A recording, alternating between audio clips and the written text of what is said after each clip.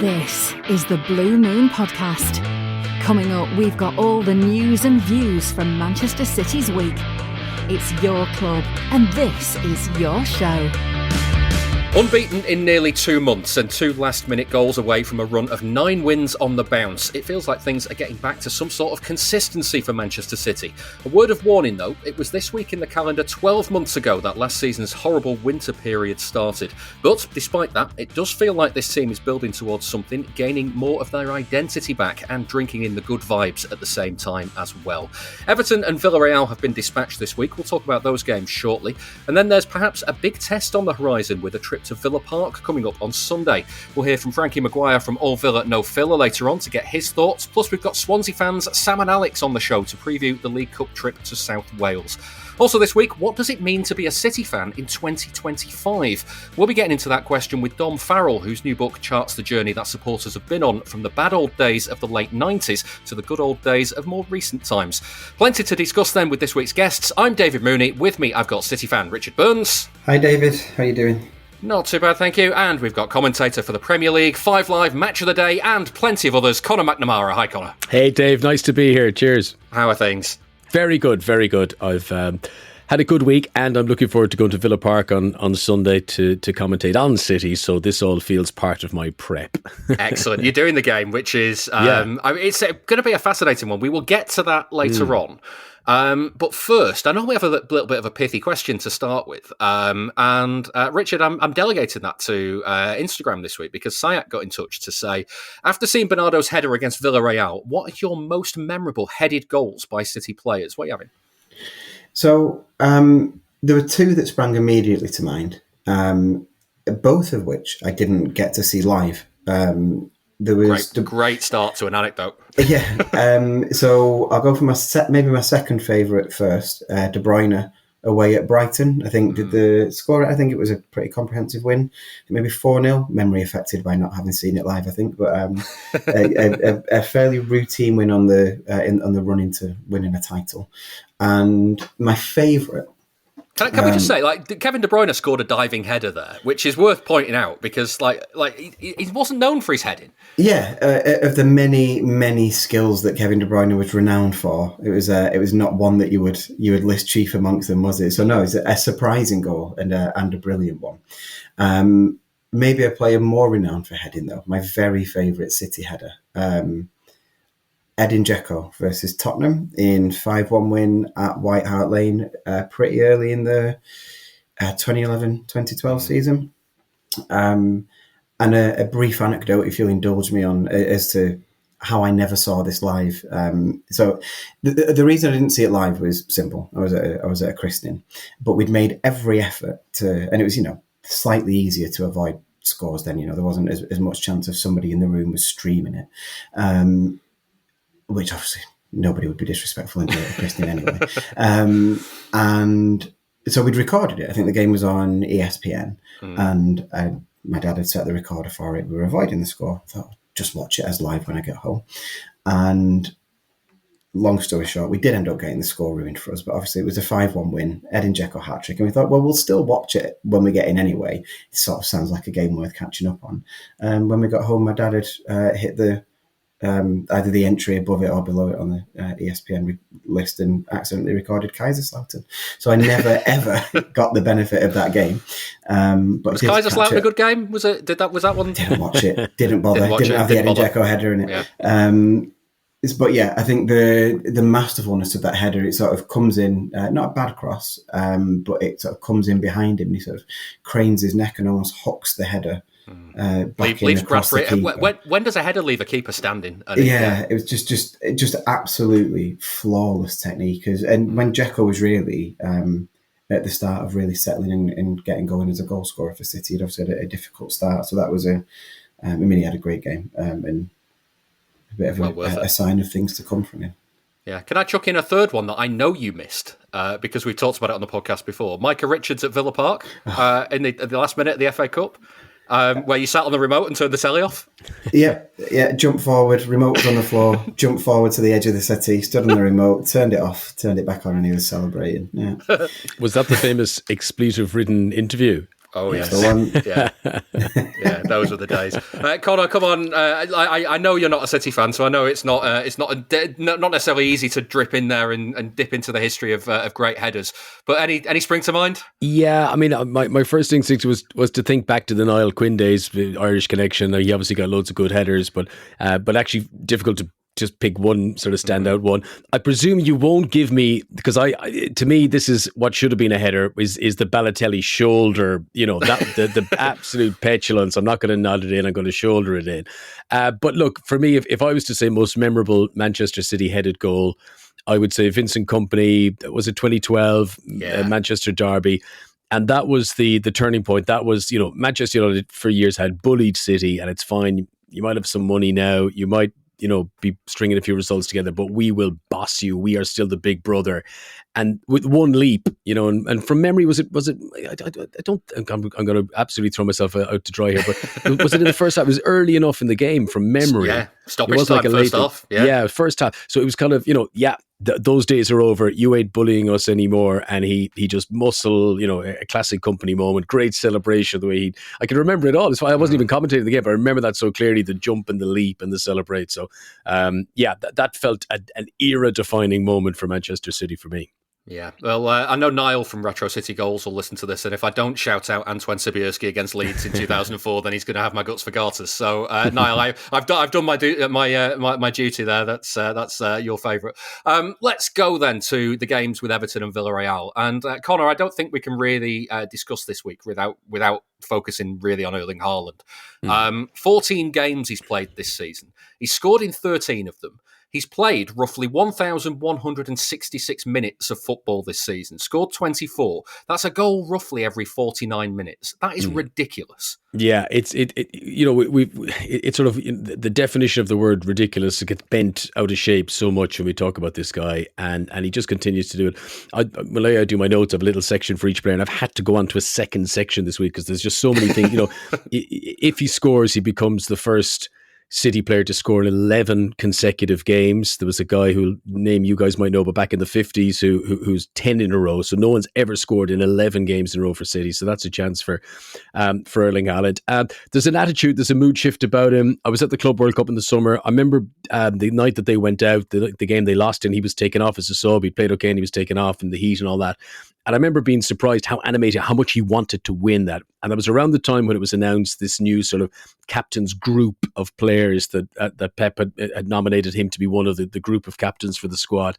And I remember thinking, he really wanted to go through. It wasn't like, I can just go off my holidays now, we're getting knocked out. He was, really animated as much as any fan on the bench. And it really sort of struck me as this is a guy who wants to go on and achieve now. The whole point, come to City, win the Champions League. That was always the plan. Last season wasn't the plan. And I think he's got very high, very exacting standards. I know he signed the new contract, so it's not like he wants to go away. He's like, I'm here. I want to become legend for this club. And I think his body language, his maturity this season, and I think we look at people like Isak tried to settle in at Liverpool. You look at the Šeško at Manchester United. You look at Gyökeres at Arsenal. These are strikers who've come in, who've been successful elsewhere, but they're kind of waiting for their teammates to find the passes that they want to get onto. And I think Haaland, over his career, has been so mature, his Manchester City career, to adapt his game. It's not coming in to say, I'm the goal machine, you do what, everything's got to match me. I think he's been so effective at, and it has taken time, but he is now a fully functioning part of the Pep machine. And it's the work rate, it's what he does around the halfway line, laying it off to others, and then using that power and pace to accelerate. I think the goal was it against Arsenal was a great illustration of that. And that is a goal I don't think he would have scored 2 seasons ago in terms of that thrust. So obviously always had the talent, but an even more dangerous player now because he's not just an individual in a team, he's an important cog in the Pep Guardiola machine. Yeah, and Richard, I mean, the other side of this as well is in his first season with Haaland, I remember talking to you about how we got really giddy when he was going through on goal because it just felt like he was going to score at all times. That kind of went away a little bit in his second season and last season. That is so, it's so back, isn't it? Yeah, massively. Which is funny to say, given that he is missing chances. He had I joked with the guy next to me at the Everton game when he grumbled about there being 7 minutes stoppage time because he wanted to get off, and I said it's time for a hat trick. And then as it happened, Haaland had a hat trick of chances in stoppage time alone, two of which he should have scored. One was much harder. Which one was the hard one in your view? Going round the keeper. I think he had to take it wide, and that narrows the angle, doesn't it? So, I mean, it is beginning to have that inevitable feel about it again, and certainly going into a game, it has that inevitable feel that is going to score, and it's back to that feeling of almost having a goal in the bank before we play. And I think the thing that is so encouraging at the moment, and I sort of caveat this with, I think there's only so far this can ever go because of the type of player he is, but there's much more all-round contribution from him as well. It's not just that and even to say he's back scoring, he still scored a ton of goals last season. It just looked, by most players' standards, but everybody could see that he wasn't at his best, and clearly he wasn't as lethal. Now he looks lethal again. The record, I mean, you said it yourself, but I laughed out loud, like when you sent the screen grab the other day, and so like these are the kind of things, like if you're playing a computer game and you had a striker posting those numbers, you'd quit because it was too easy. Like it'd be unrealistic. It's just, it's almost like make believe numbers. But there is some more in his all round game now. His defending, his defensive contribution is much better. I think there are signs that his link up play is getting better, and he's definitely, he's just grasped that role of being a leader properly. And I think you and Sam Lee spoke a lot in the summer about the purpose of making him a captain and putting him in that group was to not necessarily reward him for his leadership, but to bring the leadership out of him. I hope I'm not mischaracterizing your 2 points. And I think we're really seeing that. And I've always said with Haaland, like he wears his stardom very lightly, and like never more so than at the moment, where he's just loving being the main man, isn't he? And it's just flying. It's fantastic to see. I say a word of caution, only because this is so glowing that, I'd be disappointed if he doesn't get a hat-trick. He's not scored his last 3 games against Villa. I thought that was interesting. He's only ever scored 1 goal against them. So maybe there's something in that Tyrone Mings, Ezri Konsa sort of axis that's able to outmuscle him or keep an eye on him. But maybe just because he scores with ease against so many opponents, it's interesting, the 1 or 2 that he sometimes has an issue with. That was at Villa Park, that goal though. So correct, it was at Villa Park. Omens there. So we'll see. 3 years ago, long time ago. Yeah. I mean, the other side of this, Connor, as well is thank goodness for City that Haaland is scoring, because nobody else is right now. Yeah, is it 8 of the last 9, something like that, goals that City have scored in all competitions have been scored for? Look, it's a first world problem. When you're scoring 1.4 goals a game, or whatever he's doing, it kind of doesn't matter if no one else is. But look, traditionally over the years, City don't want to rely on just one striker, and I think over the years the threat, the Haaland years I'm talking about, the threat has always been if you put 2 or 3 defenders on him, well then you're just creating space for one of the other, Foden or whoever to nip in. So definitely Pep Guardiola will want to see those figures increased. But no, look, he's taking his chances. The body language is good. He's playing with a smile on his face. I think it bodes really, really well. Richard, are you going to be subscribing to his new YouTube channel? Well, I've just been told that all that's on it so far is him frying eggs. So I don't subscribe to many YouTube channels. My hope is that that's going to be City's official outlet for announcing the outcome of the charges, but maybe the Premier League probably won't be up for that, will they? So it might be a bit too. You can't hopeful. Bake a cake without breaking a few eggs. Yeah. That's. I mean, to be honest with you, Richard, like frying eggs sounds right up your street. What isn't your signature dish like fried egg and chips? And I've progressed a little bit. I can do different kinds of eggs, like a cracking omelette, scramble a good egg. So yeah, I've moved on from just fried egg and chips. Excellent. That was a long time ago. Better than me. Still a great meal, though. So, yeah, better than me. Richard, just on the goals from other parts of the team, you take the games against Everton and Villarreal. Now, Savinho scuffed 3 shots at the keeper over the course of those games. Doku missed from close range against Everton when really should probably be doing more to test Pickford at the very least, let alone putting it in the net. The 3 of them, Haaland, Savinho and Doku, combined to miss a glorious chance in the first 30 seconds at Villarreal. Like, as much as they are missing those chances are there. So it shouldn't take too much, should it? Well, no, it shouldn't. And it's always that, like, there's two sides of the coin, aren't there? Like, you have to be encouraged by the chance creation, because it's that signs of City approaching their best again. Not absolute classic City, but like making high quality chances over and over again. But I would say that the reason those chances are being missed is because they're being given to players who aren't natural goal scorers and have a long way to go to become that.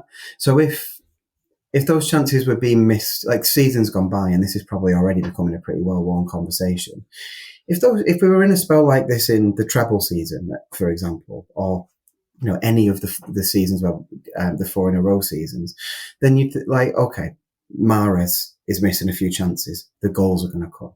Sterling's missing. I mean, Sterling, God love him, missed plenty of chances, but he racked up a fair few as well. And we just don't have, between Savinho and Doku, we don't have that record to say, actually, we can see this is a dip and that the goals are going to come.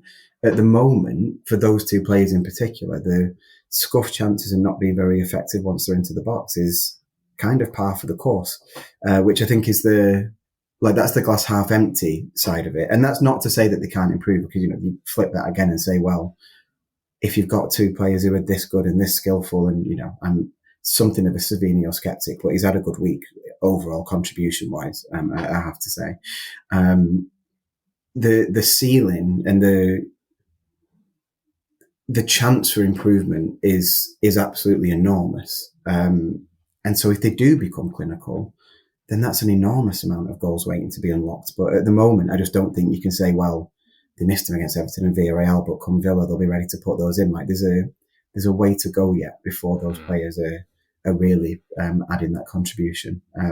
But they're not the only two other players. Foden, Bernardo. We've got Shirky to come in. I think Reinders had a reasonable goal scoring season last year at Milan. Like, there should still be goals on the pitch, but in terms of out forward players, Savinho and Doku do. There's a contribution is improving, but goals just they need to come, and it's a lot of work to get there.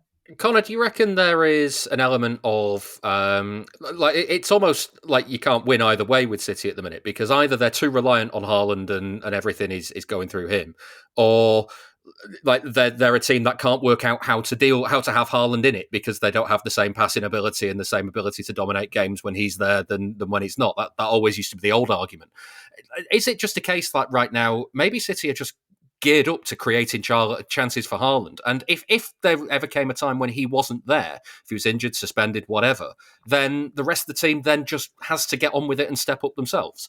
Yeah, I do think it's an interesting one, and I don't have the data, I don't have the stats in terms of are the majority of chances only falling for Haaland. I mean, it feels to me the games I've seen this season, Foden doing his usual thing that he's always done in his career, gets at edge of the area, drops his shoulder, then tries to bend it. It feels like there's been a lot of those, and then the shot either gets blocked or it's off target. In terms of how you tactically set up a team, I mean, there's no those shots going into the top corner just being a sweeter strike. It's not how the team was set up that made them be blocked or made them go off target. So it feels to me like Doku gets a few shots away. Obviously, he's primarily in there to provide crosses. Again, I mean, I heard you saying there, but being a bit of a skeptic about Savinho. I feel a little bit like that. He's a player I really want to like. I kind of love the pace, love the directness.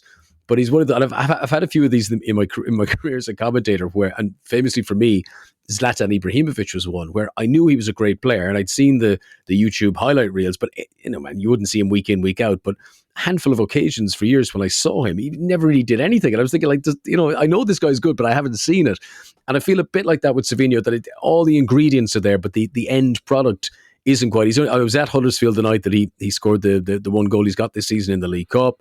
I think he's had a couple of assists the last two games, but I feel that he needs to start producing just a few more shooting positions, but maybe he's very specifically been told what he has to try and do, and if enough of them fall in the end for Erling Haaland, then I don't think Pep Guardiola is going to be too disappointed. But think back over the years, people like Reinders, he scored quite early on, didn't he? And then I think he hasn't goal and a few assists in the last few games, and maybe that's to do with Rodri either being injured or not available, that he's had to play a little bit deeper. Even if he isn't with Gonzalez or whatever, so maybe again you have to look at the heat maps, but to see is he getting forward as much as he was in those opening games. And I'm thinking back to the likes of Kovacic, which always drill one in, wouldn't he? I mean, there's kind of random goals from midfield that just don't seem to be there this season. But still, I don't. This is a problem if City are losing games or not being able to produce late winners or whatnot. The fact they're scoring the goals, they've established the leads, not chasing games late on, I think that's a mitigating circumstance to maybe why they haven't been shared around a bit more. Yeah, and just briefly as well, Richard, because Connor's said something there that is, I think, really key. Roughly in terms of minutes wise, 4.5 of the last 9 games, the unbeaten 9 games, they've done it without Rodri in the team. And last season, when Rodri wasn't there, like the house of cards came falling down. Yeah, I mean, it's absolutely enormous for City to be able to win without him, because it used to be, prior to last season, I mean, it was almost literally, although you can search for many reasons why, the very basic facts were pretty much, if Rodri played, City didn't get beat. And if Rodri didn't play, City got beat. Like it did fall that way. Obviously last season, that's a different picture because he missed the whole season pretty much, but City had a bad season. There was much more to that than Rodri's injury, much, much more. But now to know that he is an option again, obviously not all the time, because clearly there's, I guess, some toll on his body and there's plenty of work to do to get him back to, if he can even get back to 100% of what he was. There's still a journey for him to go on there. Clearly, if you have a version of Rodri available, then that makes you a better team. But to have learned a way to win without him, whether that means being absolutely brilliant and winning without him, or sometimes not being so brilliant and still getting it done, it's still an improvement on how it used to be without him. And I think a lot of credit there has to go to some improvement in Nico Gonzalez, who went from last season being disappeared from February. Yeah, well, he had the mini Rodri game against Newcastle, and then everything seemed to go. I mean, he disappeared, didn't he? And then which I think were clearly not true rumours, but believable rumours in the summer that he might have been straight back off again. And again, I mean, he's far from perfect, but he's definitely stepping up at the moment. And I think, to me, he's just looking more confident in the role, and he looks a bit more sure of himself and maybe sure of what his instructions are. I'll always say when we get to these points, I'm no great tactical analyst, but in terms of the basic eye test, he just looks more comfortable on the ball. And I feel like I can watch him and say that his teammates are somewhat more comfortable giving him a bit of responsibility on the ball and trusting him. And a talented, happy player is a pretty good thing to have, and he's looking that way at the moment. And I think certainly any concerns that he wasn't going to be able to do the job there are dissipating. And then you have to accept that Rodri's the best in his position in the world. He's one of the best to have ever played that position. He got injured at the point where he was accepted as the best player in the world, whatever you think of the Ballon d'Or. And so you're not going to get a direct replacement for that, because if you could, then Rodri wouldn't be the value that he is if you could just have someone to step in and do that job. But to have someone who can come in and do a version of that job pretty capably is a handy thing to have, and Nico's getting there, definitely. This is a paid promotion for NordVPN. Now, we have opposition fans on the podcast all the time. Later in today's episode, we'll hear from Frankie from All Villa No Filler and from the Swansea fans Alex and Sam. But sometimes, when I ask supporters of upcoming opponents if they'll come on, the only time that they can record is a time when I can't be at home. And sometimes I've had to find a quiet spot and hop on some public Wi-Fi to record. When I do that, I use NordVPN to make sure that my connection is both private and safe. It's easy to use. I just open NordVPN on my laptop and pick one of more than 8,300 servers across 126 different countries. I've got NordVPN on my laptop and my phone. You only need one account to use it on up to 10 devices, and it supports every major platform. I use it on Mac OS and iOS because I'm an Apple user, but you can also use it on Windows, Android, Linux, and even your Android TV if you've got one of those. So if you're heading over to one of City's remaining Champions League away games, they go to Spain to play Real Madrid in December and Norway to play Bodo Glimt in January, then you can use NordVPN to keep your data safe if you're using Wi-Fi in a hotel, in a cafe, or in the airport. It also means that you can switch your virtual location back to the UK so that you don't miss out on any subscriptions that you might have that would otherwise be going to waste. If you're staying at home though and you're not going to those Champions League games, you can still use NordVPN to access content from overseas, or you can protect your whole household. You can block ads, scan files that you download, and avoid malicious links. To get the best discount off your NordVPN plan, go to nordvpn.com/Blue Moon. Our link will also give you 4 extra months on the 2-year plan. There's no risk with Nord's 30-day money-back guarantee. The link is in the podcast episode description as well. Ad-free episodes are available on Patreon. Sign up at patreon.com/Blue Moon Podcast. I want to get into this. What does it mean to be a City fan in 2025? It's a club where the best ever period is happening while its worst ever period is within living memory for a high proportion of the fans. Supporters used to be admired for the commitment to the cause, turning up week after week while performances and results got worse and worse. But now it's all plastic fans and where were you when you were shit? It's a world where many of the sport's ills are laid at the club's door, whether it's state ownership, sports washing, 115 charges. How can we possibly compete with this and all of that? In the middle of it all, you've got City fans being pulled from pillar to post. Journalist and City fan Dom Farrell, a regular guest on the podcast, has written all about this in his new book, Glory Days for the Waifs and Strays. I've been speaking to him about the complexities, or not, of being a modern City fan. A lot of it focuses on the identity that was... I don't think... It wasn't an identity that was established at Wembley 99, because you have all the build-up to that, of all the managers in one season, the getting relegated, keeping the ball on the corner flag. Joe Royal had coined City-itis, I think, before. He certainly had coined City-itis before the Gillingham game. I mean, I guess that the long build-up to Wembley 99 really starts, and I only touch on this to mention and no more because I wasn't there. But it really starts with Peter Swales bringing Malcolm Allison back. And there's a sort of almost a Greek tragedy sort of thing about it of... Malcolm Allison was, in terms of being a coaching visionary, was almost like the Guardiola of his day with his coaching ideas. The first time he was there with Joe Mercer, but you bring him back on his own. It was like, the king has returned, and oh god, the king has set everything on fire. And obviously there were bits after that, like there's the early 90s and the Peter Reid, like finishing 5th a couple of times. It wasn't all bad, but it was definitely... The trajectory changed then, and it culminates in this crazy day when they are scrapping to get out of a division they were supposed to waltz to. So it does mention in the book, there's a chapter about the United rivalry, and I do think that is also an important part of it, that at that time, the Gillingham game was a few days after they won the treble. One thing I thought in the stand at Wembley that day is there is no way that City come back from this, because United did it in midweek, and of course, that has no bearing on anything, but you know the logic the football fans go through. It's like, we won't do it because they did it. Because they always do it and we never fucking do. I want to kind of touch into that because that kind of builds on your overall point for the whole book about what the identity of a City fan is. Because, what is a football club to begin with? Like if you were to define what a football club is it the players? Is it the staff? Is it the institution? Is it the actual business? Or is it the fans? Or is it all of that?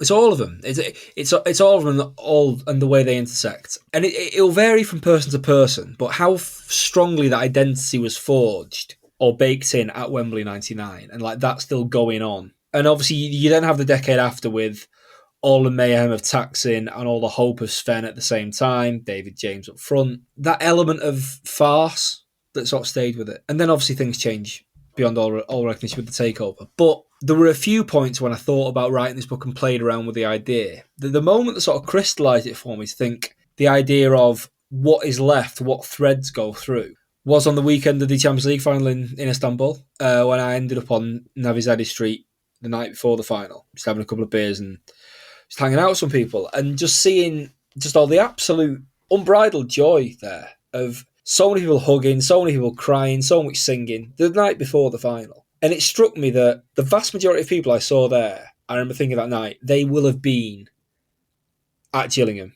And if they weren't, if there were some people who were a bit too young for that, they would have been bored to tears about it from a relative, from mates. And it was like, the history feels really close at hand tonight. At a point where really, if you think they're going into that final with Pep Guardiola in the dugout, Erling Haaland up front, £100 million Jack Grealish on the wing, Kevin De Bruyne, maybe the best player the Premier League's ever seen in midfield. They should be so far away from that, but the history felt massively close at hand that night, like it was the end of a journey. So yeah, to answer your question, what is a football club? Going off that romantic reading of it, I guess it is the people, isn't it? Yeah, and it's I'm interested in your kind of you leave no stone unturned in the book, in the sense of like the issues that surround City. And I mean, 115 has become shorthand for pretty much everything wrong with football and with City. But it is like 115 is a different issue to human rights in Abu Dhabi, is a different issue to ticket prices and to all these sorts of these issues that fans have to grapple with. And like you do attack it from all of these angles, and you do examine that relationship from all of these angles. And I'm kind of interested what your did your feelings as a fan change on the basis of what people were telling you, on the basis of how people were interacting with their club? Because like ultimately, those City fans that were at Gillingham and were in Istanbul and kind of have enjoyed enjoyed or endured the journey in different times. Like, they are the same people and they have the same feelings towards the football club. But is the football club now a different entity because of the ownership, because of the charges, because of everything else that comes with it? I think ultimately no, because those people still do have the same feelings, because you still have that thread of people who just go to the match to watch their team, as they always did, as they always will. There was one chapter in the book where I spoke to some people who have fallen away from it. One fan who has entirely, for various reasons that I thought were really interesting, because it wasn't just, again, to back up the thing that it's never just one big thing around a football club. There's so many different threads that build up your feeling towards them. Who'd like just absolutely had cut it off. And then there's a journalist I speak to who's a City fan who, and yeah, it does complicate your feelings for the club a little bit when you're working at it, but I think he feels a lot more conflicted than I do. KC, of this parish, was saying that one of the lines in the book that when I was looking at transcripts, that really stood out to me. He said he was someone who, I hope he doesn't mind me saying, he's someone who has decided like not to have an active relationship with his father. But it's different with a football club somehow. And that was like, I found that striking. But yeah, it's a powerful thing when if you strip it down to its most basic stuff, it's a massive, massive group of people from various different backgrounds. In those moments within a football match, they all want one thing to happen. The team in blue to kick the ball in the goal more than anything else. That's as simple and basic as it is, but that's a seriously powerful thing. To experience something collectively. So can you say it's the same club on the basis of that? I sort of think you can, because it's the same people, or if it's not the same people, it's the descendants of those people still wanting the team with that badge that, yeah, sometimes has a parrot on it, sometimes doesn't, to score the goal. Do you think, like, of the fans that you spoke to, do they have to rationalise? I mean, there was a quote in the book from Gary Cook from around the time of the takeover, where he said, if you're developing your nation and you're looking to be on the global stage, we are your proxy brand for a nation, which like immediately screams very, very problematic in terms of what an ownership of a football club can be. But as you say, all these collection of people just want the guys in blue to kick it in the goal, whether or not Sheikh Mansour is the owner or whether or not Peter Swales is the owner. Yeah, I should say that isn't a quote that I was given from Gary Cook. That's from a book called The Game, about the development of the Premier League by Joshua Robinson, and I've forgotten the other guy that wrote it. This is good promo for them. Anyway, it's not my quote, and I've tried to attribute it as best I can. But yeah, that is something Gary Cook said, and that is one of those phrases. That's one of those quotes like the email of "we would rather hire the best lawyers in the world for 50 years and sue them," blah blah blah. That gets trotted out as like, look at how bad this is. On the other hand, that was Gary Cook doing a sales pitch to people from Abu Dhabi at a time when the club was on its arse. Yeah, the club was like, John Wardle was paying the wages again. Taxon was in hiding with frozen assets. It was mental. They needed somebody to keep the wheels turning. So listen, if you look at all the adverts around the stadium now, you look at all the superb bits of acting that Pep does in Etihad Airways adverts, maybe it is a proxy brand. Does that matter, though? Does that, to the average fan going to the ground wanting the team to win, does that matter? Because whether City are a proxy brand for Abu Dhabi and everything that comes with it, and they're winning trophy after trophy, or whether they're battling to get out of the third tier, the people are still the same people. I don't know if it does. And this isn't me passing the buck saying that is something that's absolutely cool and great, but there is so much of this stuff, and you choose what you engage with, and going and wanting the team to win is a constant. If people have big problems with City's owners, what do you want City fans to do about it, really? If football fans got to choose who their owners were, Mike Ashley would not have been at Newcastle for 13 years. Just wouldn't have been. But he was. You don't get to choose that, but you do get to choose whether it's a great idea to have a Manchester Thanks You Sheikh Mansour banner up in your ground. You might be fair game to be criticised for that. But at the same time, you can also choose to engage, and this is where the example of the work that the Food Bank Group do, of it's their community club that they've gone to all their lives with their mates. It's what they do of a Saturday. City now, because of their ownership, because of their success, has a bigger platform. And you're going to engage with that and use that platform, use it as a megaphone to try and help some of the most vulnerable people around. And then because you've established those networks as like a more active, engaged bit of the fan base, they were able to lead the ticketing protests. And, to Manchester City's owners, the fact that there isn't disabled parking charges is like what would have been about 40 grand over the course of a season. It's nothing to them. But to those people that had those charges waived, and I know the club claimed that it was always going to be on a trial basis, blah, blah, blah, but the fans just made sure, just in case, that those charges wouldn't be there. That's like an unbelievable help to some of the most vulnerable parts of the fan base. Same thing with ticket prices being frozen and match day ticket prices going down and other bits of ticketing policy that they're trying to hold the club's feet to the fire on, because that community and that that thing of that thread, I'm sort of claiming in a grandiose way, are the club more than anybody else. You've got to make sure they're still able to go. So when I see that, and then I also see some of the things about the idea that City fans are just sort of lick spittle, happy clappy, just shills for an ownership that is a dreadful thing for football. It's like, okay, I don't get annoyed at that in and of itself, because I think if you were outside the club, I think always a good test is like, if another club, say, had City's ownership and we didn't, what would I think? Ultimately, you don't know. But I do understand why, if you were not in the weeds of Manchester City every day, you might jump to those conclusions about the Oil Club Etihad 115 mob being like just a boilerplate to say they're all the game's problems. So I see why people would have those thoughts, but I see the other side of it, and I see that human side of it. And I just think an awful lot, sometimes in good faith, sometimes not, gets bolted onto the modern Manchester City, whether the fans are enjoying winning trophies enough, do they even like winning anymore and all that, or whether it's people don't like how football in England is played anymore. Whose fault's that? Pep Guardiola? Well, and it's all of these things just get thrown on. So I just wanted to sort of unpick what is it like for the people who are actually involved in that, who support that, who go and watch that, who have played for that, who know the guys that manage it, who are engaged in the community around it. I kind of just wanted to put that sort of humanity around Manchester City, which is around every single football club, that can maybe get lost a little bit. I sort of wanted to put that out there in its various forms.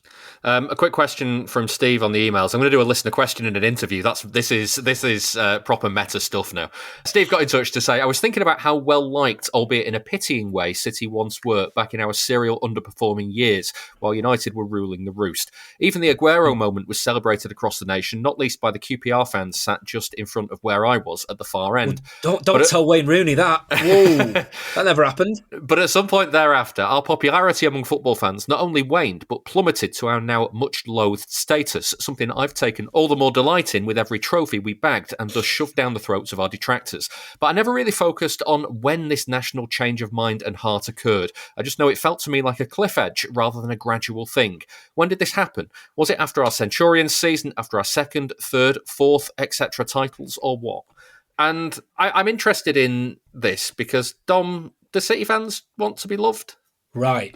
So I think they do. I think that an awful lot of how City fans react to certain elements of coverage goes back to that thing of, well, you used to like us. But as Steve says in the question there, he's someone that's got like right into the sort of the yes sickos gift type person. Like, yeah, you hate us, do you? Yeah, nice, yeah. So I put this suggestion to the vast majority of people I spoke to in terms of fans. And the initial thing was for most people to reject it and go, well, yeah, it was nice being liked, but it wasn't nice being shit. I much prefer, again, it goes back to that thing of you just want to go and watch the team in the blue shirt kick the ball in the goal and win. And that happens loads more often now. Some people prefer this. Nevertheless, I do think there is an element of it was nice being everyone's second favourite team and all the goodwill around Gillingham. And Steve's very right to bring up the Aguero moment, that was like a massive sweet spot of they were slaying the dragon. They were beating Ferguson's United in the most incredibly cinematic way possible. City fans got a little bit of an extra run of being the, we like them, they're all right. If, say, for example, a hated, adored, never ignored Man United fan or an It Means More Liverpool fan or a North London Forever Arsenal fan, whatever, they'll see that and go, oh yeah, it doesn't matter, does it? We're the Arsenal. Whereas I think there's an element with City fans that they will go, what Steve said, and go, oh yeah, fuck them. But there'll also be an element of, you used to like us, why you been mean? There's just there's that little emotional reaction that's just there, that little spark. And then after that spark might drive you into, right, well, this is all an agenda and they're all crooked and all the rest of it. But I do think City fans like being liked, which is normal. And I do think that adjustment, there is an element of like, from Liverpool United fans, when they get stick from outside of their bubble of like, we don't give a fuck. We are Liverpool. We are Man United. I think it's okay to acknowledge that City fans did give a fuck for a long time because being liked was kind of all we had. And you can't just turn that off. But yeah, obviously people are hardening on it as the years go on. In terms of before and after, I do think Guardiola makes a difference because it's that Arsene Wenger thing about some teams have money, some teams have ideas, they have money and ideas. When Guardiola came, that was that then. Yeah. It was all there. And not only did he win with it, he won with 100 points. He then won with 98 points and the treble, beating a much admired and loved Liverpool team. If there is a before and after moment to pick out, and I do mention this in the book, it's probably that FA Cup final against Watford. Yeah, well, Dom, there's so much more in the book that I could chat to you about. Honestly, I think it's a brilliant read. I read it. I said to you when we did the interview on Let Me Talk. I read the whole thing across about 3 days just because I couldn't put it down. And honestly, it's such a fascinating topic, the fan journey from the shitness to the goodness, and I think you've done a wonderful job with it. So congratulations on it.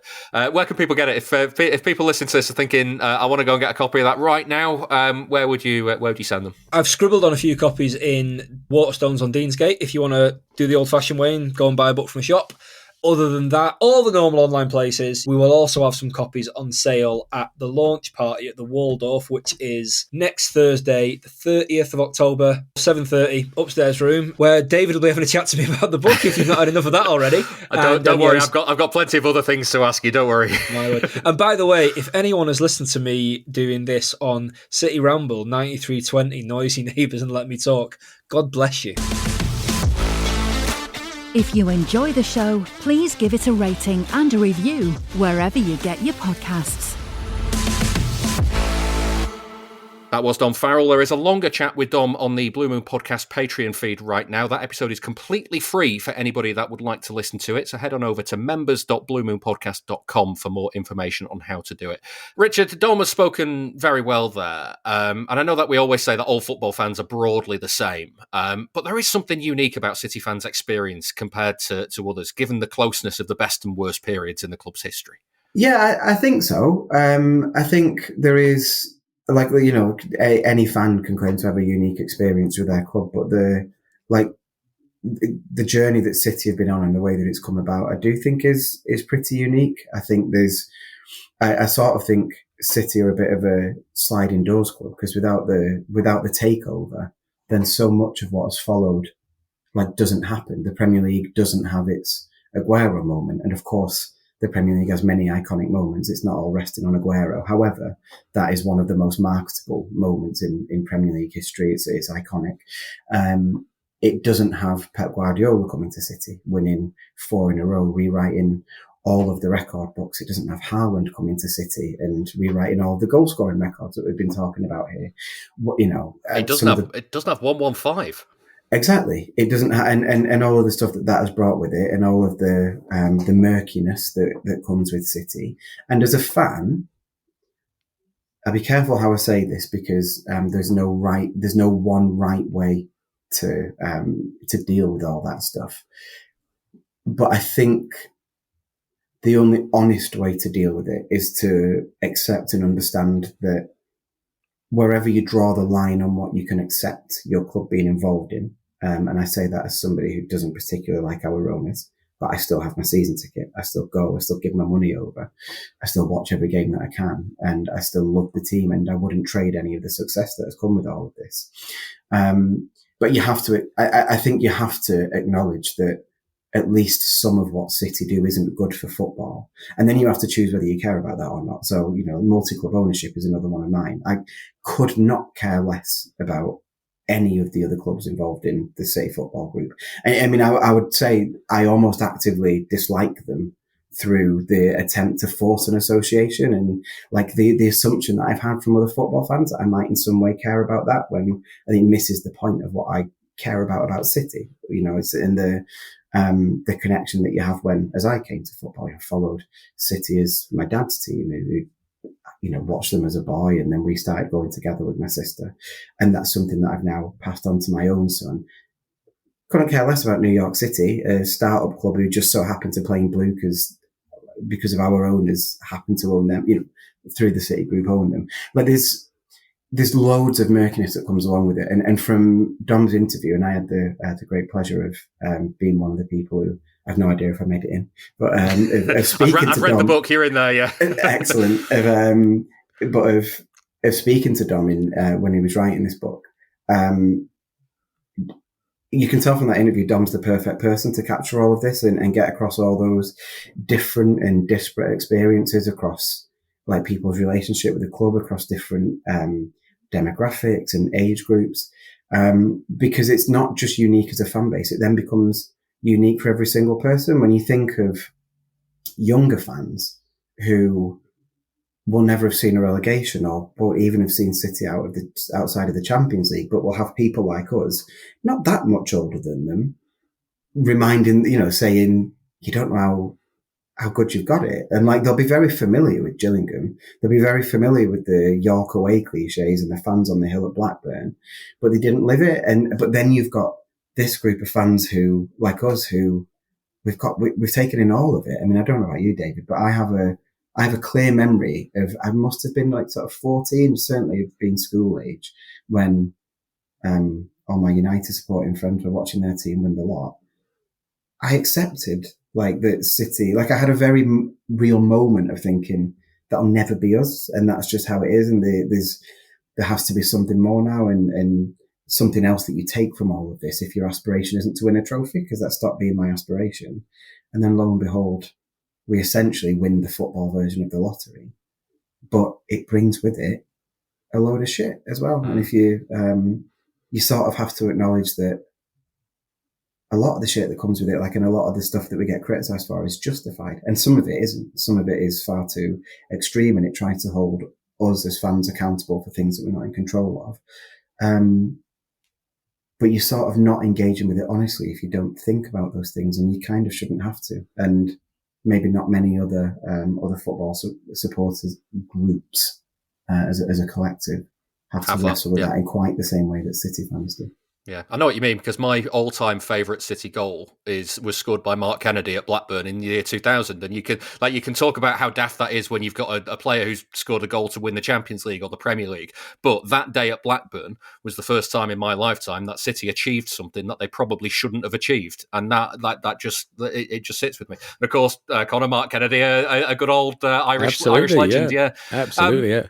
Let's talk ahead then to the Villa game, Conor, because if the fixtures have been kind for City to have this unbeaten run in the last 9, Villa feels like a bit of a test going away to Villa Park. They've got a good run. I mean, as we record, they've not long lost 2-1 to Go Ahead Eagles, so that good record has come to an end very recently.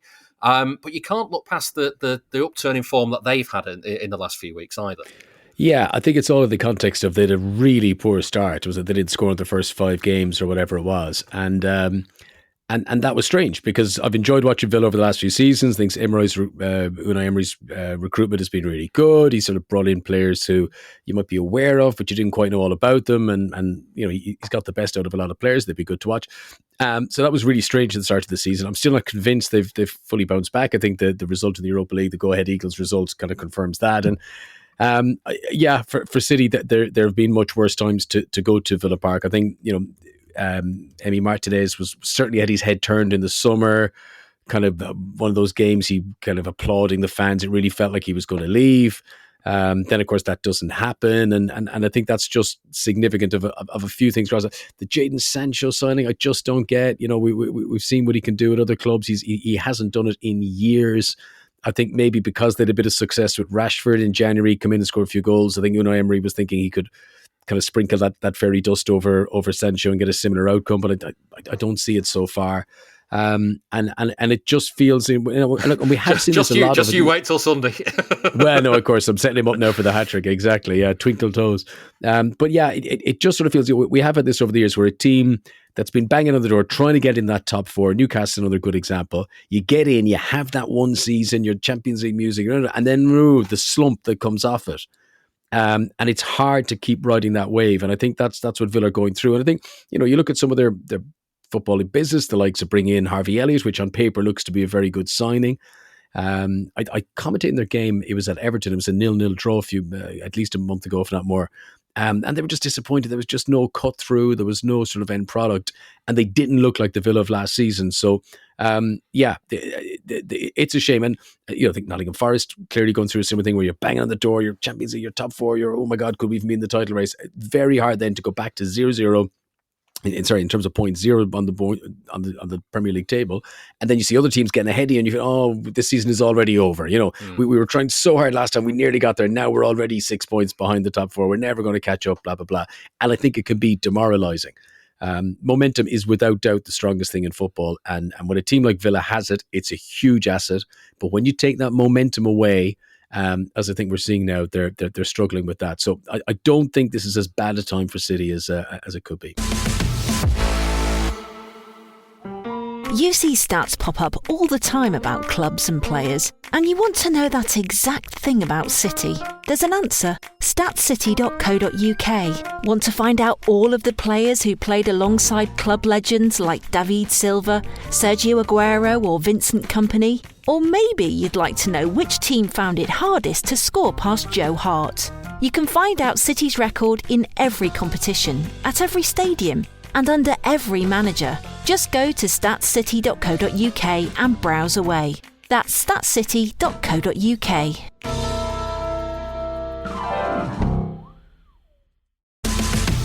Get a dollop of City nostalgia every Monday. Sign up at patreon.com/Blue Moon Podcast. Let's get a view from Villa Park before we go further into this game. I've been speaking to Frankie Maguire from the podcast All Villa No Filler about their recent upturn in form and how they're feeling ahead of this one. Yeah, it's unbelievable, really. I think the opening to the season, there were noises about, is Unai Emery done? Is it all finished? I mean, that was coming from very extreme parts of the fan base, really. I think on the whole, most Villa fans are very level-headed about it, and thinking that, look, this is a squad that had a real gut punch at the end of last season with what happened at Old Trafford, and a difficult summer where we couldn't buy the players that we really wanted to buy because we were under UEFA restrictions and couldn't spend more than we put out. So it was just a very difficult summer, and that seemed to bleed into the start of this season. But it just felt like Villa, if they just get a win, then we should be all right. This team have been there, done it. They know how good they are. We've got a fantastic manager as well. And went and got that win against Bologna in Europe. And Europe's been a big help to us as well, because it's just somewhere it feels like you can go and not think about the league and just experience Europe and go and get a win against a team. It's probably not quite at the same level as we found with a few European teams. And got an important win there. Then went and got an important win in the league against Fulham. And then, follow that up with Feyenoord and Burnley as well, and then Spurs the weekend. So it just feels like that Bologna win that started it off has just built the momentum, got the confidence back, and this team have sort of remembered how good they are, and Unai Emery himself has sort of just refound that little bit of spark as well. Yeah. No, obviously you play Go-Ahead Eagles as well before we get to the weekend's game, so there is the potential for you to be going in on that one with six wins in a row if that one goes well on Thursday evening. In terms of performances, how have they been recently? Because again, like you say, at the start of the season, you'd have probably been a bit confused as to what Villa were trying to do, and now I'm wondering if the identity's kind of a bit back in the last few weeks. Yeah, it felt like we were just so, like, particularly in the attacking third, there was just no coherence at all. And my theory on it was that losing Asensio and Rashford was a big part of that. Asensio in kind of a number 10 central role, his ability to hold the ball up, score goals, link up play, it was just world class. And replacing a player like that is difficult. Morgan Rogers went back into that central role. Now, Rogers, I mean, Man City fans will, I assume a fair number of you will know a bit about him, but he... whilst he's an excellent player, he really is. I think he could go to the top. There is just a slight flaw in his game where it feels like at times it looks like he feels like he has more time on the ball than he does. And so it felt like he'd be holding onto the ball and then not laying it off quick enough, or he'd just get tackled and then his passing would go and his confidence went. And it felt like Villa's link-up play in this first 4 games this season was absolutely abysmal. We just could not create a chance at all. Finally, we got that win against Bologna, sort of just, and not a great performance. But I think 2 things have happened. Is that 1, the confidence has sort of worked its way back into the entire squad. But 2, against Fulham, Tyrone Mings has been brilliant for us since February this year. He got injured and Pau Torres came in. And Villa now suddenly look like the team of 2 years ago when it got top 4 in the league. Pau Torres is just absolutely crucial to how we're playing, getting that ball from back to front. And another problem for us was that Tielemans got injured. So there was nobody from the back, that could play the ball out, as accurately and as speedily as Tielemans could or Torres. And now Torres is back. Tielemans isn't back yet, but just having Torres has been transformational. And you really saw it against Tottenham as well, like the way he was able to play out right into that number 10, right into the forward line, bypassing the midfield. The accuracy and speed of his passing is crucial to how Villa play. It was 2 years ago and it is again now. So it feels like Torres has, I think, probably been the catalyst for Villa refinding their form and looking like a team again who should be competing for European places this season. Yeah. Now, I saw your game against Villa at the weekend, and I mean, obviously the headlines will be taken by the winning goal, given like the sheer quality and the build-up to it. But something that struck me was you were away from home. You are holding on to a very tight lead towards the end of the game, and Tottenham didn't get a kick. There was no that it was so much Aston Villa taking the ball, putting it in the fridge, as Guardiola always says, and just keeping possession and doing nothing stupid. Have you noticed a maturity in this Villa side that maybe hasn't been there in previous seasons? Absolutely. I think that if you were to criticise Aston Villa 2 years ago, 2 years ago and last year, you'd have said that there are. We often take leads in games, but we seem to just switch off. It's like it's almost becomes too easy. Concede a goal and then it wakes us up. And we actually did do that against Burnley the other week when we were 2-0 up, and we should have cruised to 3 or 4-0 win and conceded a set-piece goal. And lo and behold, just saw the game out. They created nothing for 15 minutes. And again, the same with Tottenham. Yeah, definitely. It has to be a maturity thing, because I think a lot of these players have just had 3 or 4 years of Unai Emery. They know what he expects, and they've all improved, as a team. But I think a year ago, Villa were having a real problem conceding too many goals. It was a bit like what Liverpool are now. It's like we'd win games, but we win them 3-2 or we draw 2-2, and we just keep on conceding like silly goals. And in the end, it cost us top 5 last season. I think now, and probably since about February last year, Villa have just worked on that defence. That's clearly what Unai Emery said. We cannot keep conceding the goals we concede. And so we've sort of gone back to a kind of, the high line is back that we had 2 years ago, and that's probably not coincidental that Pau Torres and Konsa were doing that 2 years ago. They're now doing it in recent games. But also Villa just look like we know how to see a game out. We very rarely concede chances. We kind of just sit back, allow the opposition team to pass the ball around without really making any headway. And then the danger for them then is that Villa have the players who, once we win it back, can get a ball from back to front really rapidly. And you've got a player like Ollie Watkins who makes a lot of movement, or Daniel Marlin who likes to move around and run into space. And that then offers the counter-attack goal as well. So, I'd say there's absolutely a maturity in this team now defensively that I don't think was there until roughly about February, March this year. Yeah. And then you kind of roll that forward into this weekend's game. It's now 3 visits that City haven't won at Villa Park. Drew 1-1 a couple of years ago, 2 defeats in the last 2. You always laugh about how, City come to town and it's an easy 3 points for City. Doesn't feel that way anymore. No, and I think Villa's record against Man City in recent years, at home at least, is reflective of how transformational Unai Emery has been. I think that for years at Aston Villa, we felt like a team that we looked at, say, a Tottenham, and you thought, like, Villa, there's no reason Villa couldn't have been that team, because I think for a long time we were in a very similar place to where they were in the Premier League. You look at our history, we are a big club at the end of the day, and yes, we can't financially compete with the Cities, Uniteds, and Arsenal's yet. Maybe we can in 5-6 years, but I think Unai Emery came into this team and finally turned us into a team that gets results against top clubs instead of somebody who just, puts in a half-decent performance, but in the end just politely allows the other team to go ahead and win. And I think that under Emery, City, they were the team that even when City weren't at their, their even in pre-takeover years, there just wasn't anything we could do against them. They always seem to be a team that just beat us, which is bizarre. But then, under Unai, that win we got 2 years ago with Leon Bailey's deflected goal going in, it was one of the best performances I've ever seen from an Aston Villa team.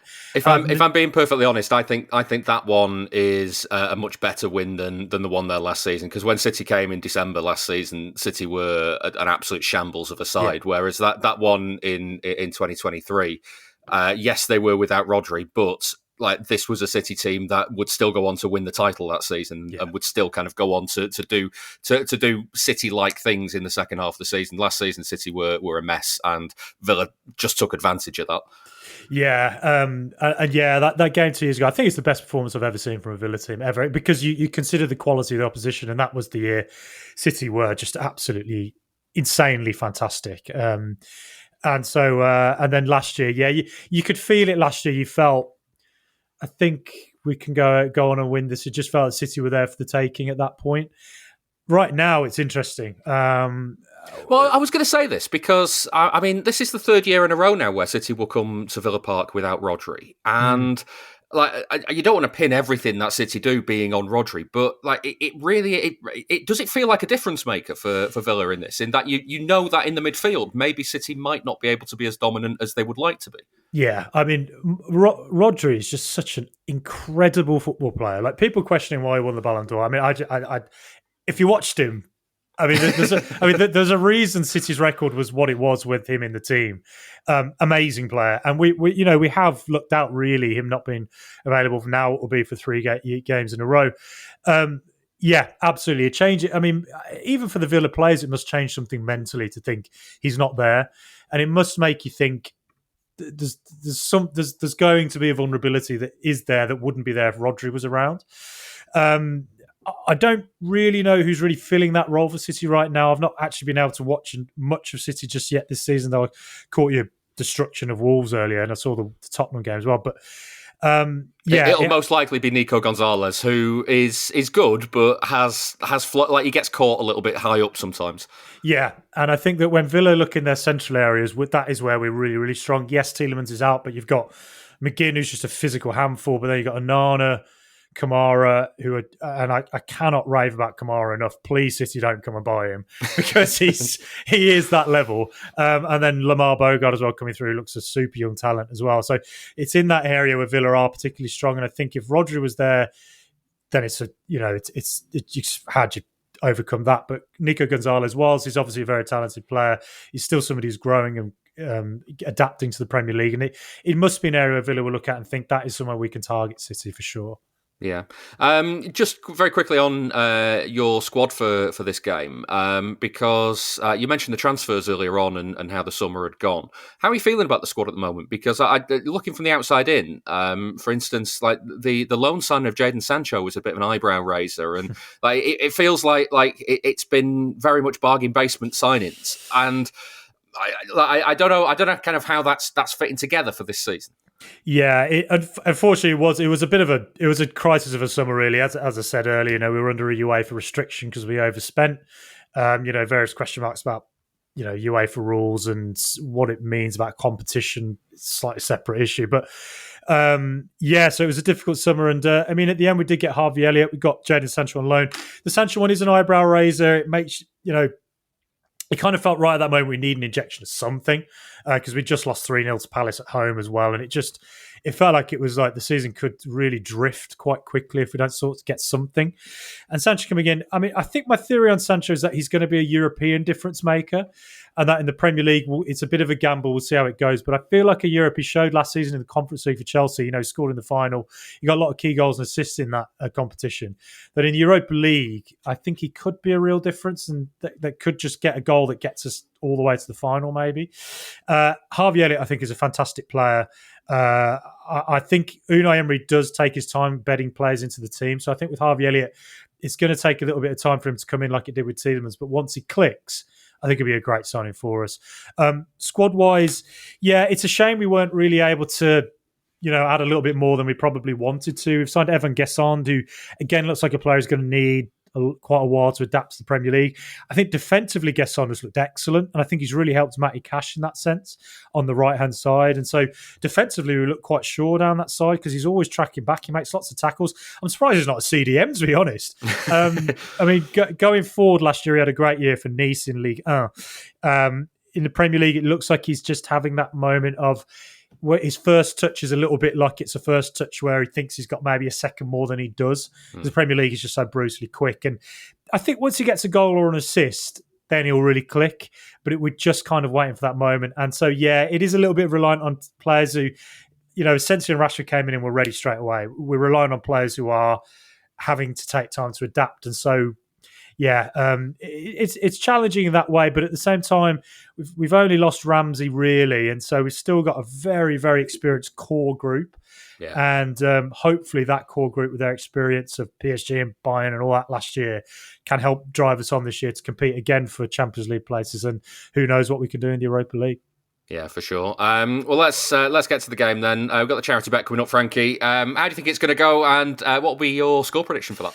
I think two teams who must be quite high in confidence right now. I don't think we're going to stop Erling Haaland scoring. He is the Terminator. He was sent back from the future. He's incredible, isn't he? So I'm going to say he scores twice. I think Villa get 2 as well. So I'm going to say 2-2. Email the show through our website, bluemoonpodcast.com. That was Frankie Maguire. Richard, for the third year in a row, City go to Villa Park without Rodri. He was suspended a couple of years ago, obviously injured last season. We talked about Nico Gonzalez and how they're fixed without Rodri at the moment. We'll find out on Friday about whether Gonzalez is fit or not. He came off against Villarreal. The big question is, if he isn't fit, who the hell sits there? It's tough, isn't it?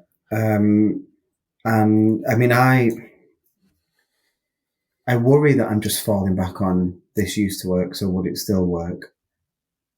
On current form and fitness, I'd be quite happy to put John Stones in that role and see how that still works, because the quality's still there. He's fit and playing well, and his cliche like football brain won't have diminished, will it? He's a clever player, John Stones. And in terms of this having become a difficult place for City to go, and you'd think, Villa Park, generally a good atmosphere, maybe not so hostile that it'll be difficult for the players to play in. But certainly John Stones with his experience, if it's tough at the start, if Villa come flying out the traps, Stones in a midfield position, just there's something about that speaks to me as the perfect player to sort of help the team ride all of that out. I just think, though, there's something that warms the heart about having John Stones on the ball in a City team. It just feels right, doesn't it?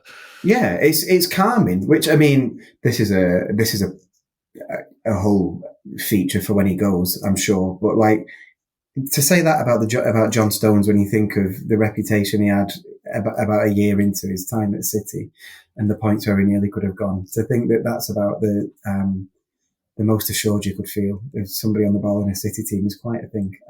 I absolutely love him. He's easily in my top 5 favourite City players, I reckon, of all time. And so, yeah, maybe not my most insightful answer ever, but I'd be happy to fall back on something that has worked before, and no need to reinvent the wheel if we don't have to. When I guess part of our success at the moment is that things are just working quite steadily. Conor, there is another side to this as well, in that the last 2 times City have gone there without Rodri, Villa have been absolutely flying and have basically run straight through the middle of City. But this time around, does it really matter if the middle isn't quite up to the standard of what it normally would be? If you've got Donnarumma at one end keeping him out and Haaland at the other end putting him in? I think, look, you've posed that very cleverly, but I think Manchester City teams, when the defence gets exposed, when the midfield for whatever reason goes absent without leave, and suddenly central defenders are being turned and they've got guys on their shoulders, that I think over the years, for me as an outsider, is when City be the most vulnerable.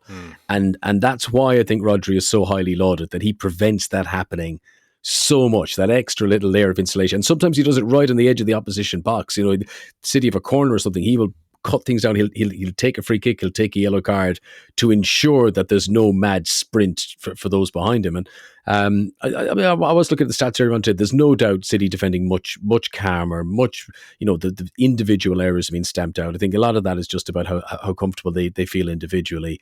I still think this one. I mean, Kovacic is back playing again. I think he's going to come into a midfield. I always think these games when Pep needs someone in a deeper role, he often deploys Bernardo Silva deeper. To help out. He gets that ball in the fridge and he keeps it nice and cool. He just keeps it moving and keeps it flowing, and very like the way Zubimendi does it at Arsenal. I actually think that could be a real weapon that maybe City haven't used a lot recently because they haven't needed to with Rodri and obviously with Nico Gonzalez. I presume Rico Lewis is fit at the moment, right? I mean, he can play a role there. So it's not that he's short of options here. But to take your point about does it matter? No, it does matter.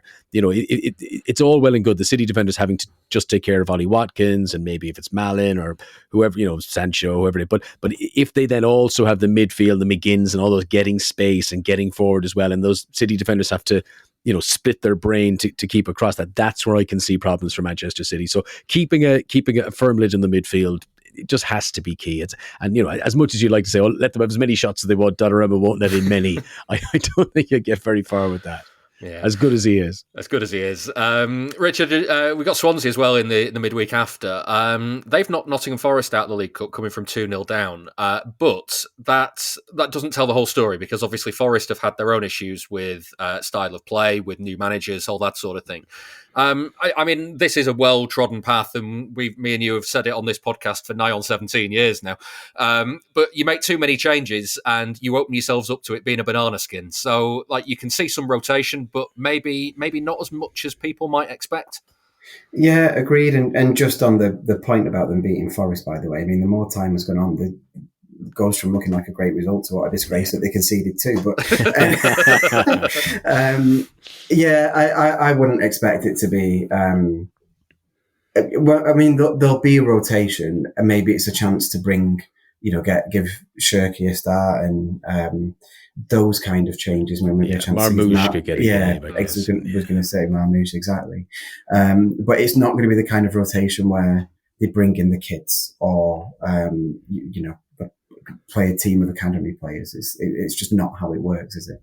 And City have, although it's been a while now, relatively, City obviously and Pep have a proud record in this cup for a reason. And they won it 4 times in a row for a reason. Pep takes it seriously, and it might feel slightly less serious now, but I wager that's just because they haven't won it. It's not that it's meant any less to them. It's, they had, thinking back to a couple of years ago, last season even, getting beat by Tottenham, it was just the worst draw City can really have in that stage of the season. Tottenham away when they'd already, they were just slipping into that bad run.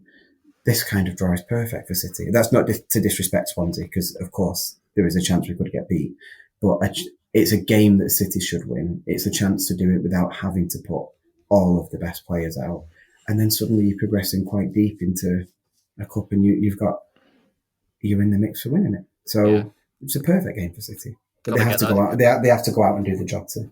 Got to get that three-handled beauty back at some point. Conor, the games after Swansea as well. Bournemouth at home, Dortmund at home, Liverpool at home. A tricky run, but they're all at home, and that could be a key thing when it comes to Guardiola's thinking. That it's kind of like at this point now, it's a great opportunity to get some players who haven't played some form. Yeah, it's funny. I remember weeks ago, back when City were still, 100% record, and a City fan said to me, they said, when we play City, and is it late November? He said, I bet you City can beat them that day to go ahead of them. And I was like, really? No way. I didn't see that. Whereas they're already ahead of them. It's incredible. That Bournemouth one is tricky. Bournemouth, that's banana skin written all over it. If that was on the South Coast, you'd be particularly worried, as you say, home advantage in City's favour. No, look, I've been really impressed with City. I thought they were going to win the Club World Cup. I thought they were going to start this season really well. I was very surprised with the few runs back end of August when things were going around. I'm thinking, hang on, I know there's new signings coming in, but there's so much quality here. What's going on? And I even thought in some little extra, I didn't see all the games, but some of the games I thought City were playing really well.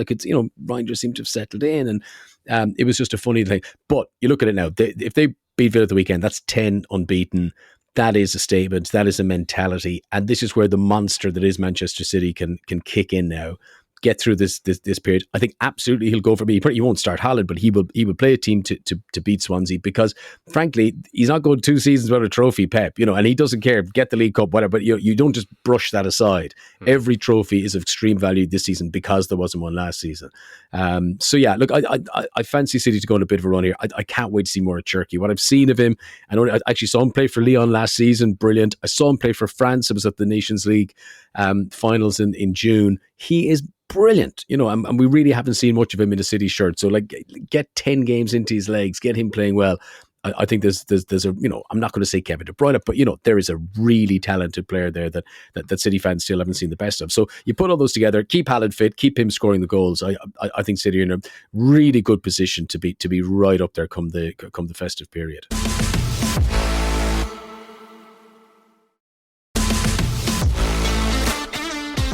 You're listening to the Blue Moon Podcast. You've made it this far, so don't give up now.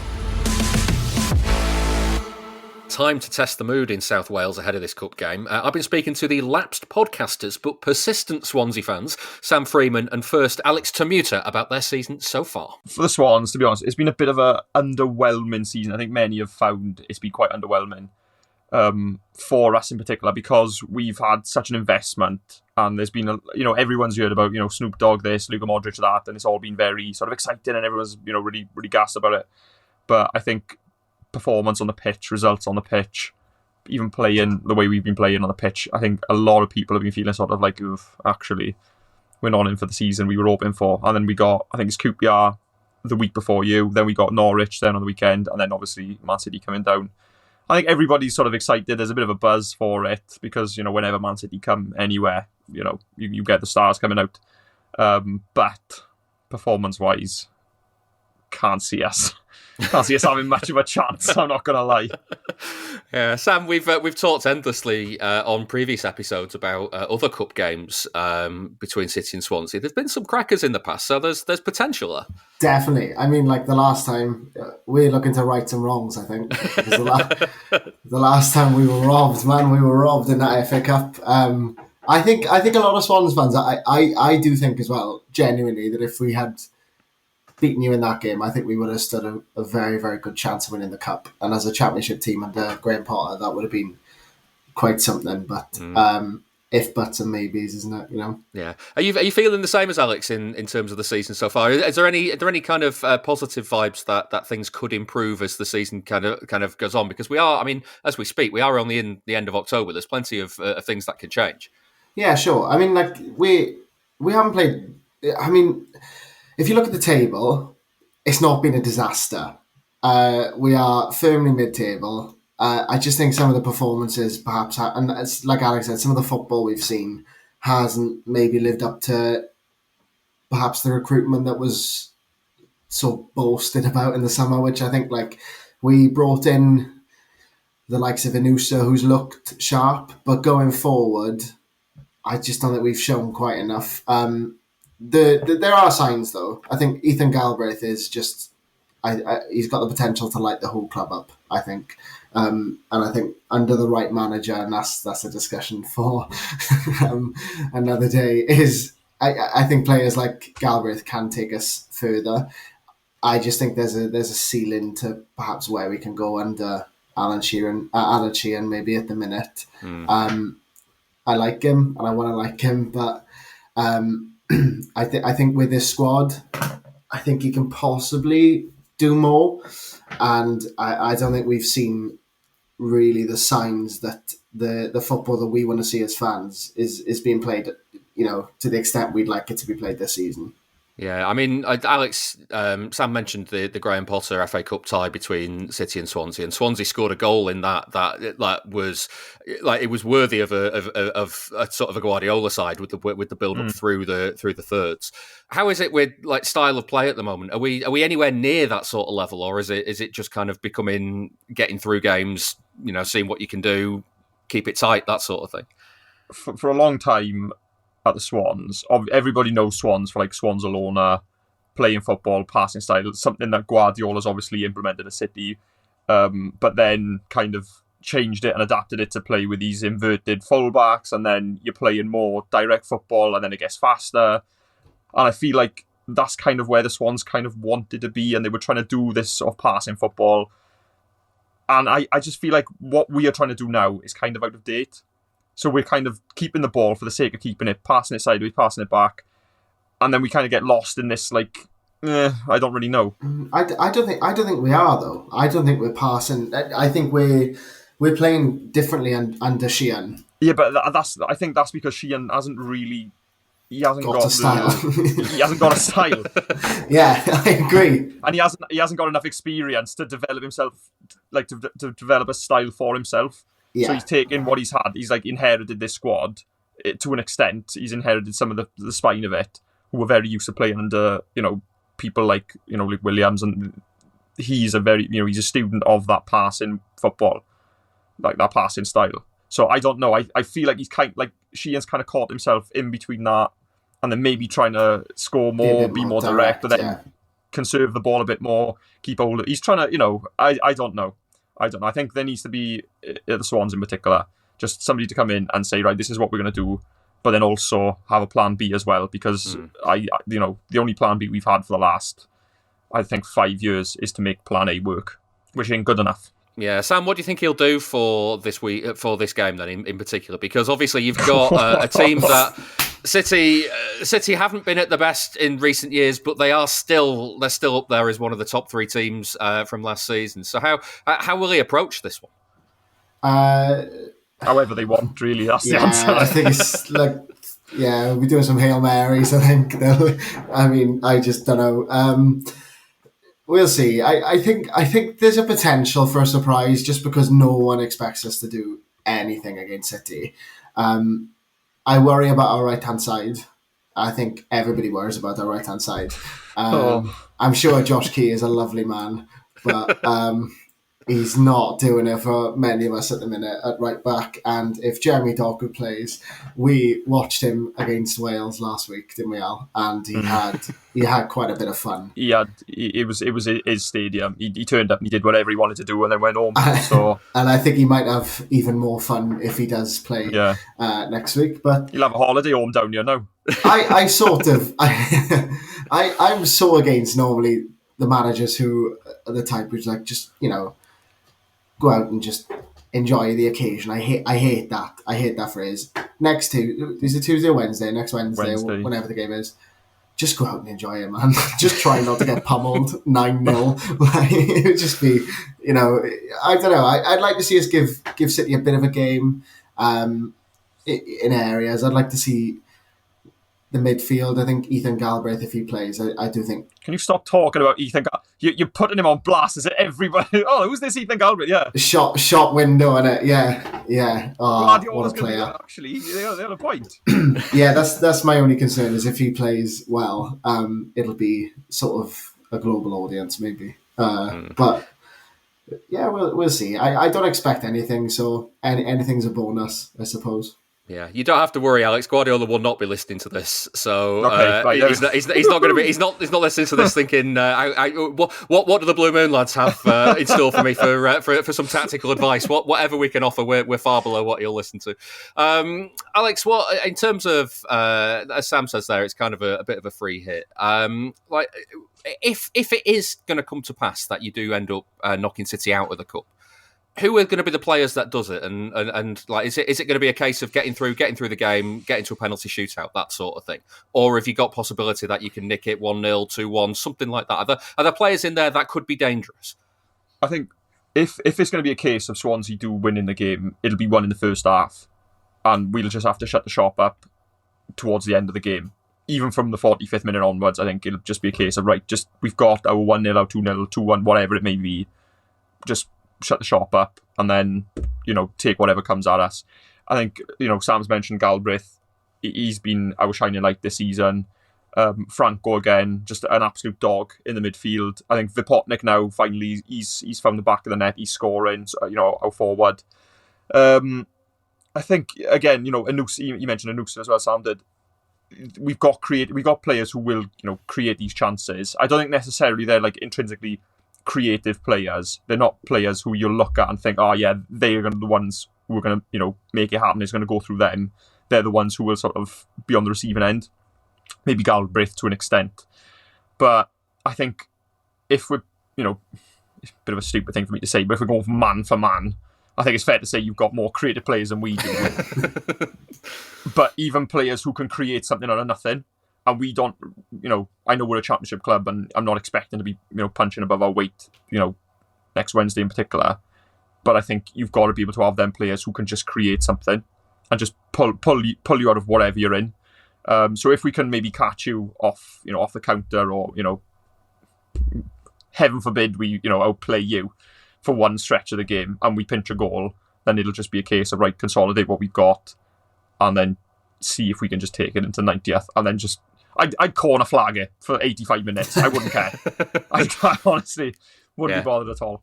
If it gets the job done. Exactly, yeah. I think we might play with more freedom, though. I think we saw that against Forest.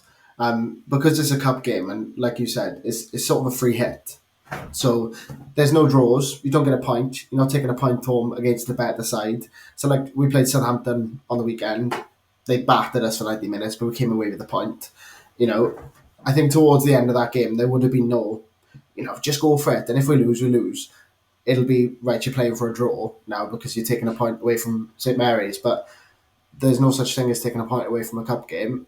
I think that is why we won that Forest game. All right, probably largely owing to Postecoglou's tactics and the way he played. But I do think there's an element of, when have we seen in the league, in recent years, us come from 2 goals down against better opposition? It's never happened. It's never happened. And I think in the cup there was just this sort of freedom that we played with against Forest that allowed us to play like that and get those 3 goals to win the game. I think we could see, maybe some more freedom and a little bit of a different mentality because we're massive underdogs and it is a free hit. Hey, why not? And this is the point of the show now where it's money where your mouth this time because we've got a charity bet coming up. The sad thing is I only have 1 slot on the charity bet for the pair of you, so you're going to have to thrash it out between you and come up with a scoreline. What are you going to do? It's not a case of, who. It's a case of how much, isn't it, Sam? So yeah, 4-0 Swans. No, we can't bet against us, Al. Come on. Yes, we can. No, we can't. Come on, Al. We're not Cyril the Swan. Come on, Al. 1-0 Swansea. 1-0 Swansea. So you sure you don't want to go 3-0 Man City? No, we're going to go 1-0 Swansea. There we are. 1-0 Swansea it is then. There you go. This is the Blue Moon Podcast. Listen to it. Drink it in. Sam and Alex, the Swansea fans. Now, we broke the duck on the charity bet on this season on the last episode. Ali Fogg's correct 2-0 prediction for the Villarreal game put 75 quid into the kitty for the Man City fans food bank support group. All the charity bet winnings are going their way this season, and William Hill is giving us 3 £10 correct score singles on City's games. I've done the dutiful thing and delegated to everybody else, so I don't have to look silly with a prediction. We've heard on that Frankie earlier on in the show that Frankie went for a 2-2 draw at Villa Park. That's 11-1 and £110 if he's right. Conor, what are you having for this? As I've said in my answer before, I do feel confident for City in this. I will also say, free tips are worth exactly what you pay for them. So take this with the biggest grain of salt. I think City are going to win 2-0 on Sunday. If it comes in, it's 9-1 and 90 quid for the charity. Richard, over to you. What are you having? I can't look past the fact that Villa, at the very least, usually ruffle our feathers. So I'm giving a City win, but I'm giving Villa a goal. 2-1 City. 2-1, 13-2 and 65 quid if you're right. We'll stick with you for Swansea. What are you having for the trip to South Wales? The ruffle of feathers pun would have worked better for Swansea, wouldn't it? It would have been a pun for Swansea. It's not a pun at all for Villa. It's not a pun at all for Villa, yeah. City 3, Swansea 0. City 3, Swansea 0. 13-2 again, £65 if you're right there. Conor, what are you going to say for that one? I'd go on statement. I think he goes strong enough. I think the likes of Marmouche get on the score sheet. Cherky maybe swings one in. I'm going 4-0 City. 4-0 and Haaland doesn't play. That will be a headline and a half. 10-1 if you're right, 100 quid. And Sam and Alex, we heard they really deliberated but settled on a 1-0 Swansea win because, hey, why not? 28-1 and 280 quid if they are right. At least if it comes in, then there's a good chunk of money for charity. Remember, you've got to be 18 or over to gamble. Prices can change. And for information on responsible gambling, take a look at gambleaware.org. We'll squeeze in a few listener questions. Get in touch on Blue Sky at bluemoonpodcast.com. Email contact@bluemoonpodcast.com. And as all the questions this week have come from Instagram, keep an eye on our Instagram page and respond to the story, and we'll get some questions in there. Rick got in touch to say, with Vincent Kompany extending his contract at Bayern, do you think that puts a spanner in the works for a potential Pep succession plan? Conor, I don't know about you, but I have this little feeling, for absolutely no reason whatsoever, that Guardiola might not be leaving at the end of this contract. Yeah, I'm with you on that. I think the hunger's been there. I think, with a lot of things going on across a lot of things, it would have been very easy for him to just exit stage left a little bit, to not as be to the forefront. But he's come out with fighting talk, hasn't he? The press conferences I've been in, he's very much, thumping the chest as he sort of makes his points. I wouldn't be so concerned about the Vincent Kompany thing. I think, we've learned at this stage, contracts are there to be broken in football. I think it's only good news if City fans, and I presume they would love the idea of him in the future. If Bayern are giving him a new contract, that means things are going well there. That is only good news. There's so many popular City players who won't go on to be good managers elsewhere. If there's a chance of one, if the only negative is that club wants to give him longer term contracts, well, that's fine. I think as well, Kompany's always had such a strong link to Manchester, not just the club, the city itself is clearly so close to his heart. So that would be a big bargaining chip for City in the future. But let's remember, he's still in, when it comes to the comparing him to Pep sort of stuff, he is an infant in managerial terms. I mean, he had the little run in Belgium. He did okay initially in the Premier League, but coming up to the Premier League with Burnley, then very much struggled, and a lot of talk of sticking to principles. But there's a little bit Ange Postecoglou about that. At some point, your principles have to bend to get the job done. He's gone to Bayern, where with the greatest of respect, any three of us would probably get a good month of winning every game if we went there as coach. They're such a powerful team. And I appreciate that as a bit of a dig at the Bundesliga, but you know what I mean? That is, you're coming into a well-oiled machine, a huge network of background and resources and what have you. The longer he's there, the more he learns. In the long term would be a much better bet, I think, for Manchester City than if, for example, Pep leaves and you get him at the start of next season. Yeah. Richard, I would love to know your thought process if you woke up one morning and suddenly you were the Bayern Munich manager. I know, anxiety through the roof. I don't know how you deal with that. Pass the ball to Harry Kane. Yeah, somebody. I mean, it's not rocket science. Yeah. Richard, I mean, in terms of the Pep succession plan, like I said to Conor, there's something about it, about the way things are at the minute, that it feels like like Guardiola is like he should have finished at City ages ago. He's got nothing left to prove. So why is he still here? He's obviously still hungry for it. Yeah, I think so. And I think there's no, beyond the fact that he's done a long time and he will leave at some point. Like, we are way, way, way past the point where you can look at any pattern of Pep's career and say, well, that probably means, like, he's done X before, so that means Y for City. Like, the only pattern, I suppose, is that he renews his contracts at City. So, like, good news, everyone. It's the most reliable pattern we've got for how he acts, because he only does 3 or 4 years thing is a long, long way behind him. You never know what personal circumstances might mean for his football career. I think he does talk often about City will probably be his last club job, or he'll need a big break after that. But the thing that everybody sort of knows about Pep, like, it might have changed in how it manifests, but like, he's addicted, isn't he? I mean, and as I suppose, like, all managers who have any longevity about them probably have to be, to keep putting themselves through it. And you just sort of wonder, as we seem to be, and there's people who can talk about this far more eloquently than me, but as we seem to be moving to some kind of new stage of football, like, whether you call that post-Pep or however you want to look at that, like the era that has been defined by Pep and his principles, and everybody either copying that or existing as a reaction to it. We seem to be moving through that and past that. And the appeal to Pep of saying, well, actually, I've got something to say about what the next era looks like as well. I mean, that must be incredibly appealing. And I think he will want to leave things in a good shape. Like, I would think you have your managers like Mourinho, who they go in and, past Mourinho, when he was, one of the best around, you go in, do the job, doesn't matter what it looks like after, as long as you're successful when you're there. And then you've got the Fergie type stuff where it absolutely defined a generation.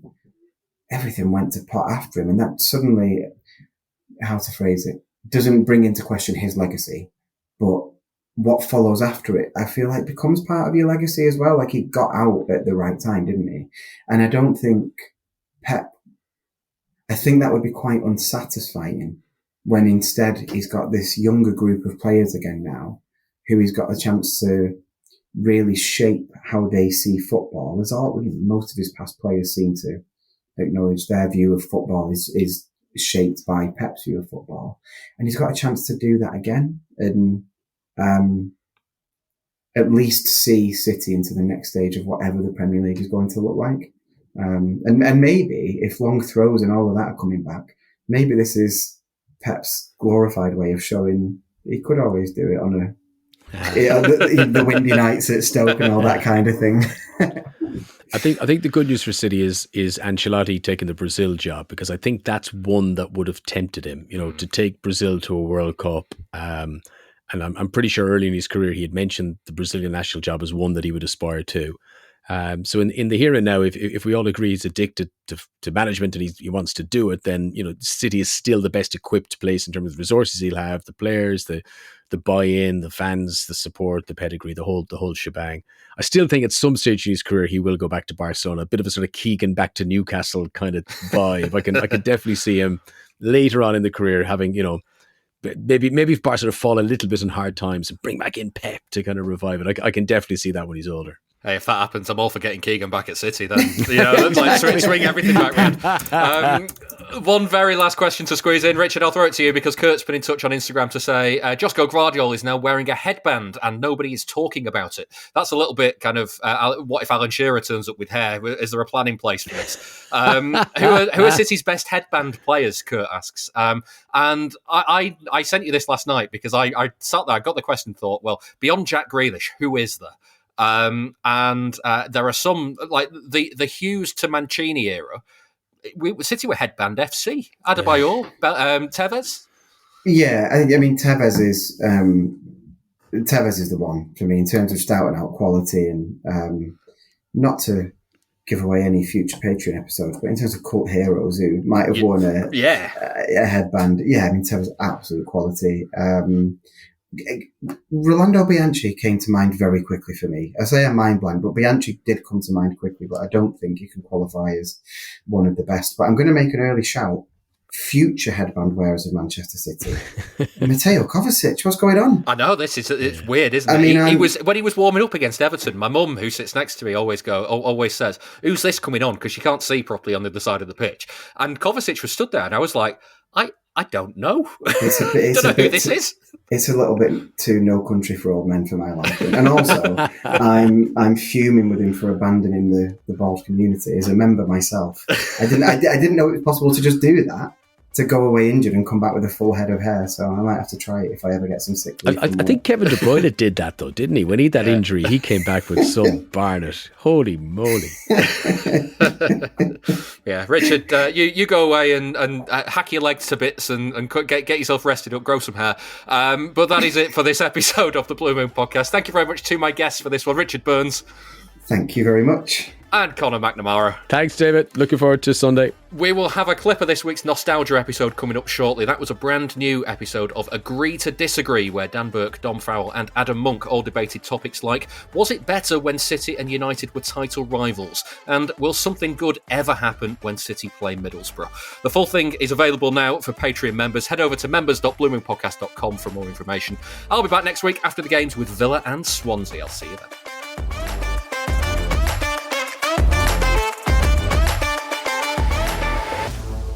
That was the Blue Moon Podcast. Please give the show a rating and a review where you can. And don't forget, you can listen without the ads by signing up to our Patreon. You'll also get an extra episode each Monday. Here's a clip of this week's.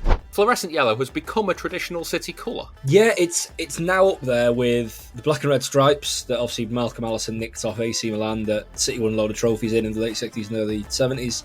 And the maroon as well. That's famous because that's what the team were wearing in the cup final where Berk Troutman broke his neck. So those are like the traditional change colours, which come from moments of greatness and high achievement. And this one comes from nearly making a monumental bollocks of promotion from a division they were supposed to waltz to. It was so funny the season when they had the anniversary kit and you've basically got Erling Haaland dressed up as Gareth Taylor and Kevin De Bruyne dressed as Kevin Horlock. It's featured in so many kits as well. I don't know if you remember this. That Lecoq Sportif kit on the takeover season, so the Rubinho wears it. The string in the home shorts for that was fluorescent yellow. It's like, can you imagine trying to explain that to Rubinho, who basically thought he'd signed for Chelsea anyway, didn't know what was going on. It's like, what's the deal with this string here, mate? Let me tell you about when Terry Cook signed on loan. But if I remove the sentiment and look at the colour scheme and try and be as objective as possible, it is shite. It's like, it's something I like, but I feel like I maybe shouldn't. It's like sparkling water or something. You can listen to more of that at patreon.com/Blue Moon Podcast. And join us again next time for another episode.